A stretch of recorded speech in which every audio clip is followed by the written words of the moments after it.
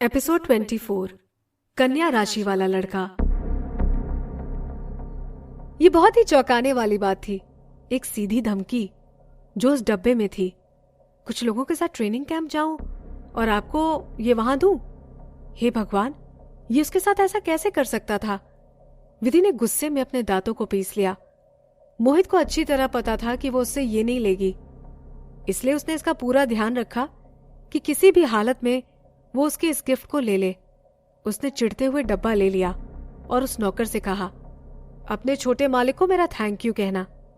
पर उस नौकर ने बड़ी नम्रता से विधि से कहा, छोटे मालिक ने यह भी कहा है कि अगर आपका कभी मन बदले तो आप उन्हें कभी भी कॉल कर सकती हैं। उनका नंबर आपके फोन में स्पीड डायल पर है। थैंक यू, पर मैं ऐसा कभी नहीं करूंगी। विधि ने फोन को जमीन पर फेंकने की अपनी इच्छा को दबाते हुए कहा। फिर वो अपने दांत पीसते हुए कार में बैठ गई।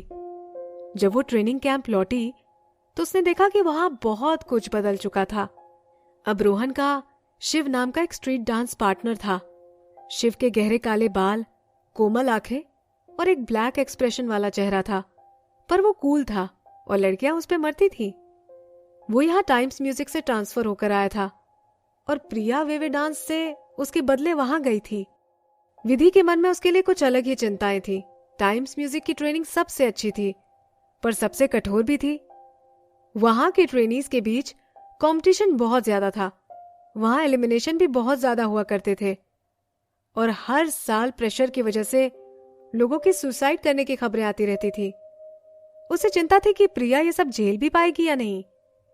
जयंत ने विधि को अपने ऑफिस में बुलाया और उसे कुछ देते हुए कहा, प्रिया ने मुझे ये तुम्हें देने के लिए कहा था। उसने कहा था कि तुमने जो भी उससे कहा तुम्हारा गलत फायदा उठाए जाने की वजह से कहा।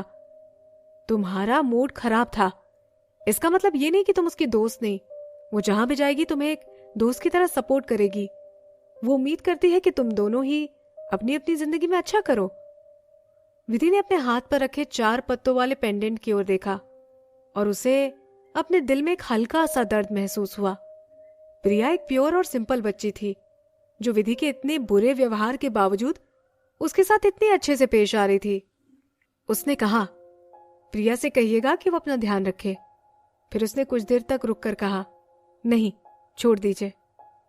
जयंत ने उसे कुरेदते हुए कहा, कितनी निर्दयी हो तुम।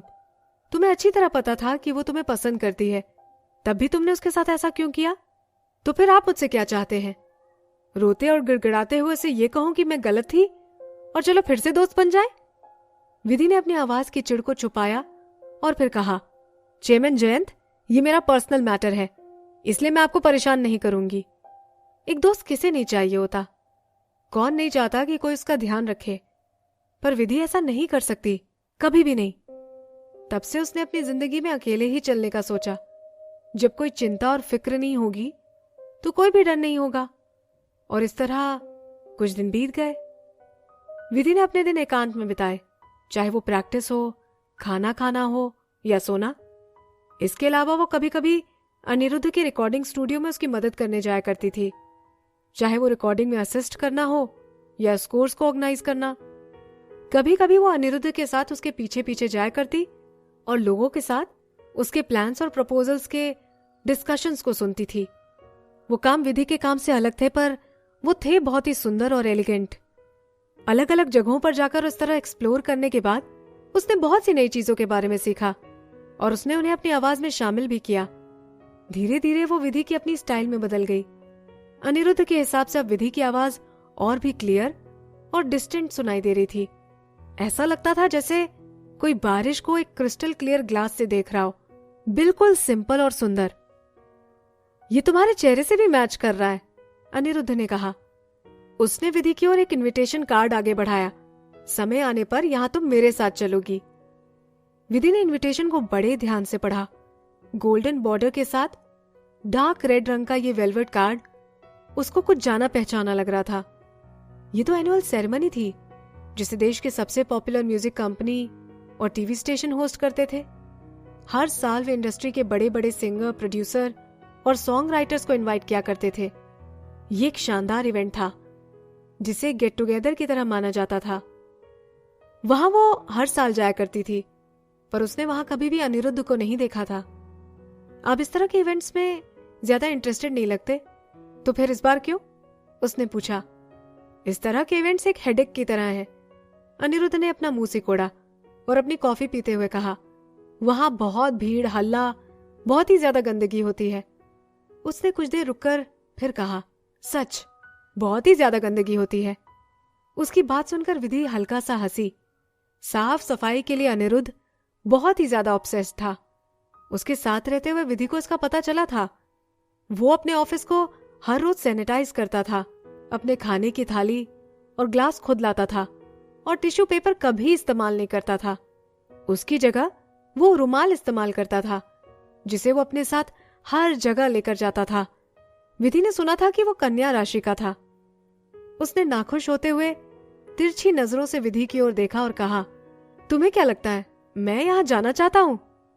उत्कर्ष ने इस बार जाने से मना कर दिया है और अर्जुन, अनिकेत और बाकी लोग या तो हॉस्पिटल में हैं या हनीमून पर। अब प्रोडक्शन टीम में सिर्फ मैं बचा। इस वजह से इनविटेशन कई बार मेरे पास आया और उन्होंने बॉस को भी कई बार कॉल किया। उन्होंने अगले साल हमें गोल्डन अपॉर्चुनिटी देने का भी वादा किया है, इसलिए वहां जाने के अलावा मेरे पास और कोई रास्ता नहीं है। उत्कर्ष ने मना कर दिया। ये विधि के लिए हैरानी की बात थी। वो वहां हर साल जाया करता था, तो फिर इस साल क्या हुआ? अनिरुद्ध ने सुस्ताते हुए उसे बताया। उसने कहा कि वो पिछले दिनों बहुत ज्यादा बिजी था और बहुत ज्यादा थका हुआ महसूस कर रहा है, इसलिए वो कुछ महीनों के लिए अब्रॉड जाना चाहता है ताकि वो अपना मूड फ्रेश कर सके। सभी को पता है कि कुछ महीने बीत चुके हैं विधि को गुजरे हुए, और मुक्ति के डेब्यू और उसके पास करने के लिए बहुत कुछ है। हाँ, मुक्ति का डेब्यू। विधि को इस बारे में सिर्फ पता ही नहीं चला, बल्कि ट्रेनिंग कैंप से आते जाते उसने जगह जगह मुक्ति के पोस्टर और उसकी पब्लिसिटी के लिए लगे कुछ चीजों को भी देखा। मुक्ति की खबर हर जगह फैली हुई थी। वो अपने गाने के रिलीज से पहले ही फेमस हो चुकी थी। अनिरुद्ध अपने लेदर के सोफे से उठा और विधि के साथ सामने की लंबी सी खिड़की के पास जाकर खड़ा हो गया।